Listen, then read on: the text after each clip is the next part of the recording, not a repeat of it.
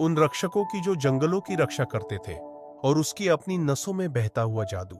तुम रक्षकों की आखिरी कड़ी हो, पेड़ ने कहा। यह जादू तुम्हारे अंदर है, और अब जंगल को तुम्हारी मदद की आवश्यकता है।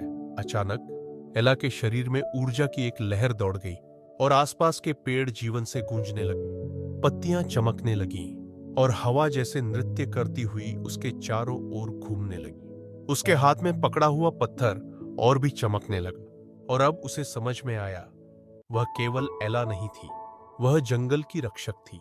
वह जादू जो पीढ़ियों से जंगल के दिल में बसा था, वह अब उसके अंदर था। उस क्षण के बाद एला का जीवन हमेशा के लिए बदल गया।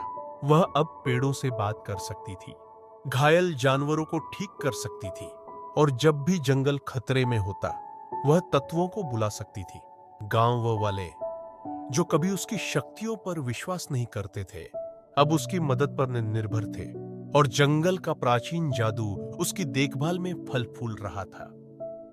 और एक रात जब हवा पत्तियों में गूंज रही थी और सितारे आकाश में चमक रहे थे, एला मुस्कुरा दी। उसे यह समझ में आ गया था कि उसने अपनी असली जगह पाली थी। वह एक रक्षक थी जो हमेशा के लिए पेड़ों के जादू में बसी हुई थी।